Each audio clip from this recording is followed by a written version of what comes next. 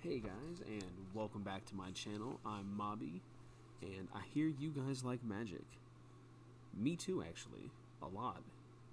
Well, with that in mind, I'd like to take you guys through every single spellbook and spell today, starting us off with the standard spellbooks.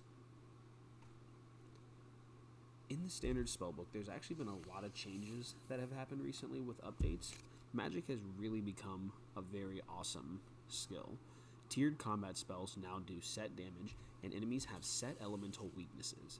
This, however, only applies to the standard spellbook, and the god spells / powered spells do not have any adjustment.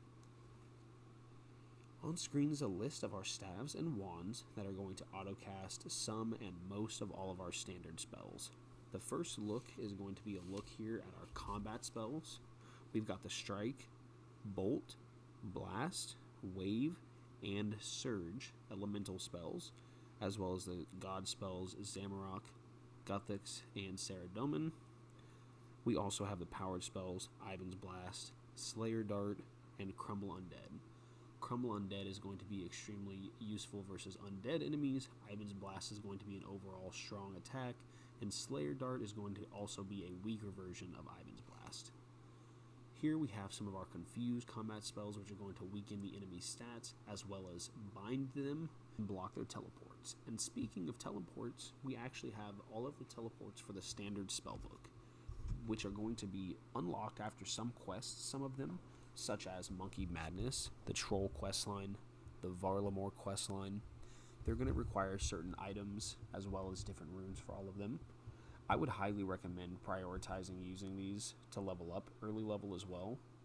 The next spell to go over is our charge spell. That's going to empower your god spells. The effects for each god spell are as follows: -1 prayer point per attack from Saradomin, -5% magic from Zamorak, and -5% defense from Guthix. On screen we have our transmutation spells, which are going to be nature rune based, and they are focusing on transmuting items into other items. We also have our jewelry enchant spells and our bolt enchant spells, which are also going to level up based on the level you have, and it's going to unlock the higher tiers as you level. Our orb spells are going to be the ones to finish us off here, with the telekinetic grab being our last spell. And with that, I want to jump straight into our Lunar Spellbook. This is one of my personal favorites, an awesome, very old school spellbook that's going to be unlocked after doing the Lunar Diplomacy. It's a wonderful spellbook filled with a lot of different spells that are going to aid you in all sorts of farming, questing, cooking, magic teleporting, rune crafting adventures, as well as having a couple really useful spells for Iron Men. So on screen we have our different combat spells, such as our Cure, the Heal Other, the Vengeance spells, Spec Transfer, the Stat Potion Share, as well as Dream, and Enemy and Player Stat Spy. These spells, all of them for the most part, have their place individually. The Cure and the Heal Other spells are pretty challenging to use, since Iron Men cannot accept aid, and other players need to have their aid on for them to be used effectively.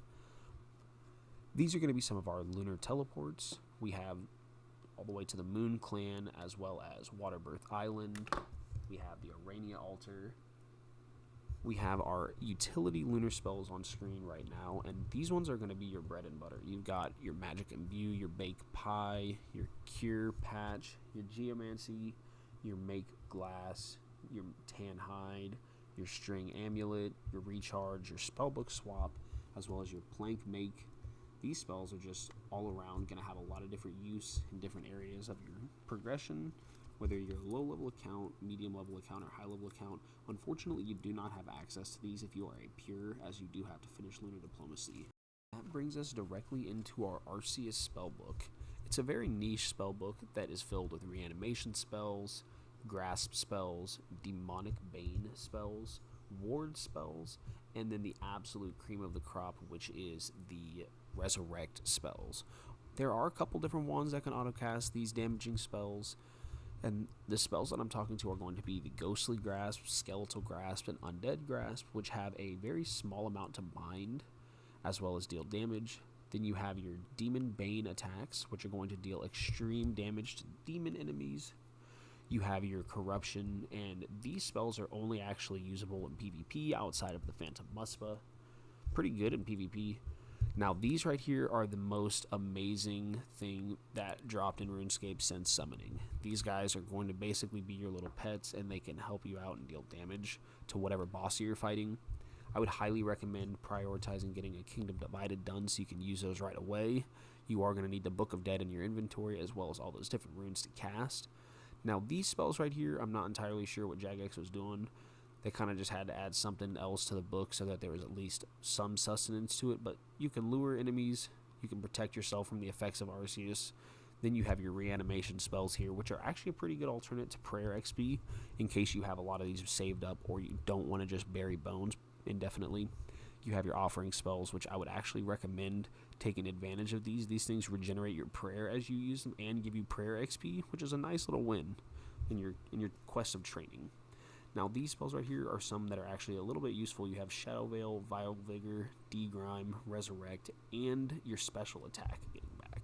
But that brings us to the last spellbook and the strongest one of all, for arguably, which is the Ancient Magicks spellbook. That's going to be filled with a lot of different effects.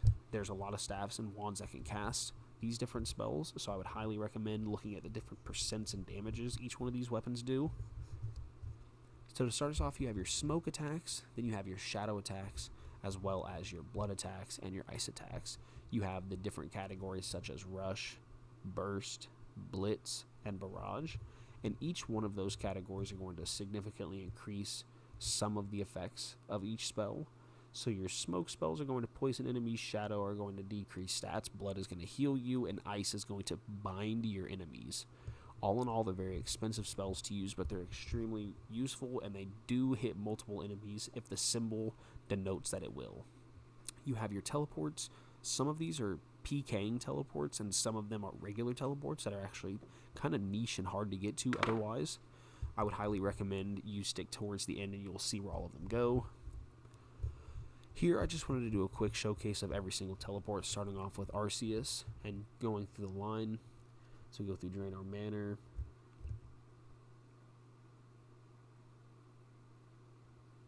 just giving a visual representation of where every single spell actually takes you inside of the game.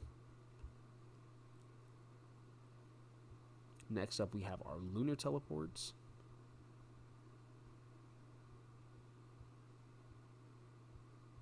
Some of these you can use as Tele Other, which is going to give you the ability to teleport people in a 3x3 block around yourself.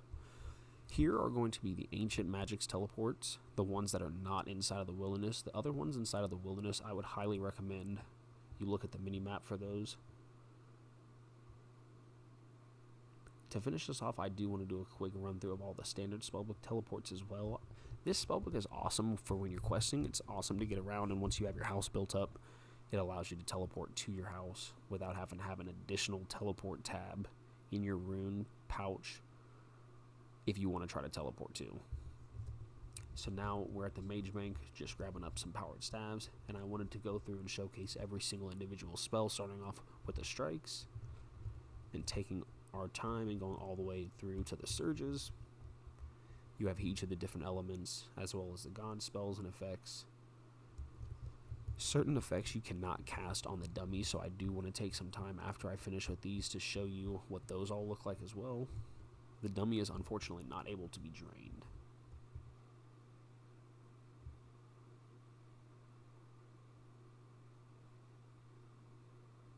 Heading over to the Varrock Castle, a very nostalgic spot here as we cast a couple of these curses and binds on this Zamorakian wizard. I think he's a monk, actually. No, he's definitely a monk. So I try to use the Tele Other on this person here. The Tele Other spells really are not going to be helpful or useful for the most part. Unfortunately, they don't just automatically teleport people, they have to accept it. And same for the Lunar teleports. With the combat spells for Lunar, it's very far and few in between. You have Vengeance and the couple of healing other spells, which you really can't use on people for the most part. They've made it impossible to use it in minigames, and it just isn't super duper helpful, unfortunately. So here we have all of our different spells that you can cast on the dummy. You cannot, unfortunately, cast the blood spells on the dummy. But then to finish us off, we have all of the different Arceuus spells, which you can thankfully cast on the dummy.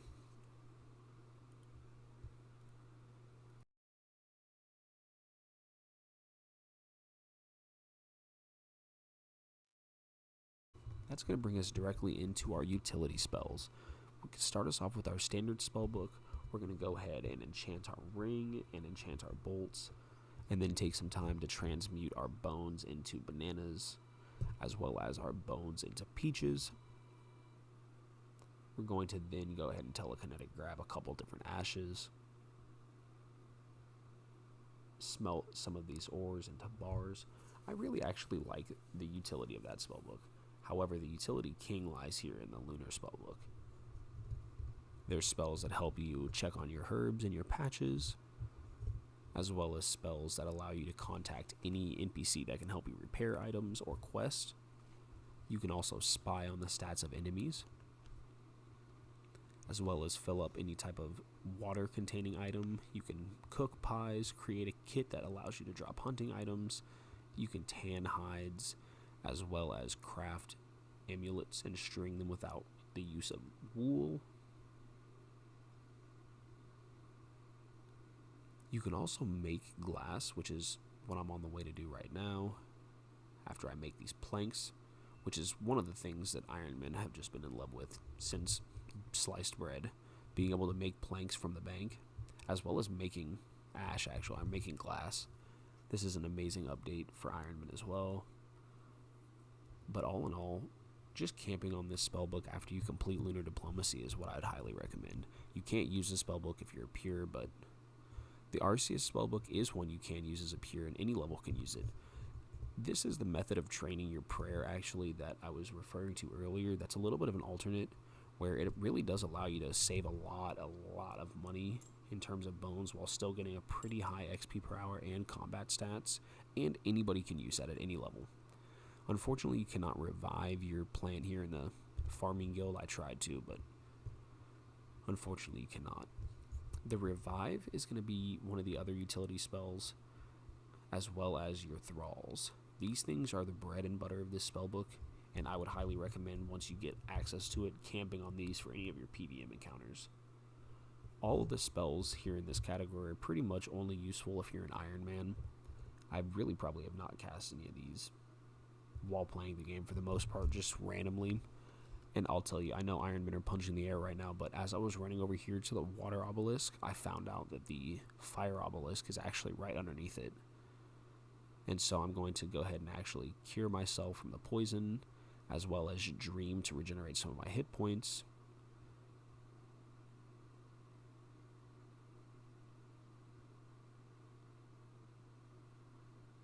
Run up here, jump through the obelisk, go ahead and head across, and use the fertile land here. This is another awesome spell that's just nice to have. If you're a main or an iron, you're kind of just camping the spellbook, it's just nice to not have to worry about rotating buckets and compost in and out. Once you have access to this, you can just super compost everything right away.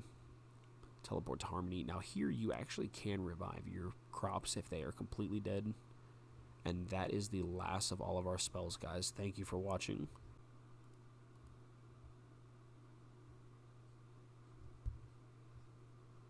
And for a quick side point, I'd like to go over a couple things. Some of the unlockables for Magic are not really that in-depth, and it really is pretty much just the Magic Training Arena, as well as the Mage Arena and Mage Arena 2. Outside of unlocking the spellbooks themselves, you really just have those options.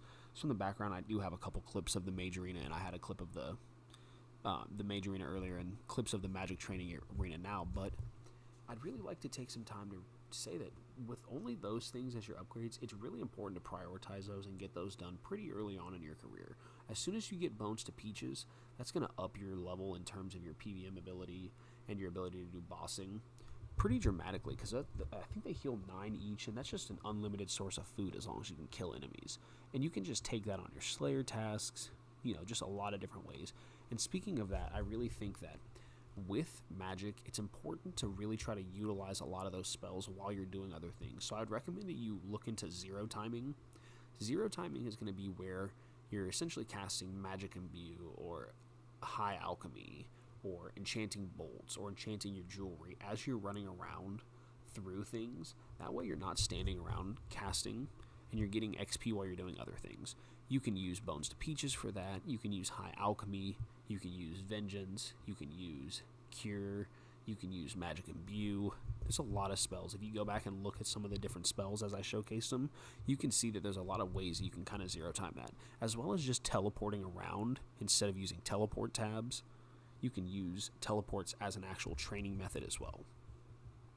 So some of the niche things that I think Magic does fit the role of is, with RuneLite, there's a lot of plugins that kind of do some of the stuff nowadays, but it really does give you a nice way to adjust your own adventure. You know, if you don't want to have to really prioritize messing with your farming stuff, you can sit on the Lunar Spellbook and just check it from far away. You can go and heal your plants, fertilize them, you know. With that niche filled with that, it's nice that you then also have your standard spellbook, which allows you to have a lot of different attacks level-wise, as well as a lot of different opportunities to go ahead and just use curses or use teleports that are going to get you to your house. There's just a lot of nice ways to kind of incorporate Magic into your gameplay as you play through, and you can easily get 80 to 85 Magic from 25 without really ever training it a bunch. You know, if you come to the Magic training arena like I'm at, this would be a wonderful way to get yourself from 55 Magic all the way to roughly 70 while you unlock Bones to Peaches and a couple pieces of the Infinity to get yourself a little bit of money. I also did want to cover the state of PKing with Magic. So as it currently stands, really the spell tier list goes as follows. You have Ice Barrage is the strongest, best spell for PKing in the whole entire game. The second best is going to be Fire Surge. The third best is going to be any of the ancient spells. The fourth best is going to be any of the god spells. The fifth best after that really starts getting into like a hairy discussion, you know, and you maybe even like the Phameron Scepter even potentially. But with PKing, I really like the addition of the Ancient Scepter's different gems. Those give you a couple different options when you're PvPing to really take advantage if you can use them during a fight where you're barraging another enemy and you can prevent their healing from as much, or you can lower their stats if you're on the ropes. There's a lot of stuff that kind of goes into that, and I would highly recommend you guys look into those different gems, and I might actually make a video on those, just showcasing what each one of them does and how they affect the Ancient Magic spells. But it almost makes it so that Ancient Magicks now is actually slot 1 and slot 2 instead of the standard spellbook having any versatility. But that's something for a whole different PKing video.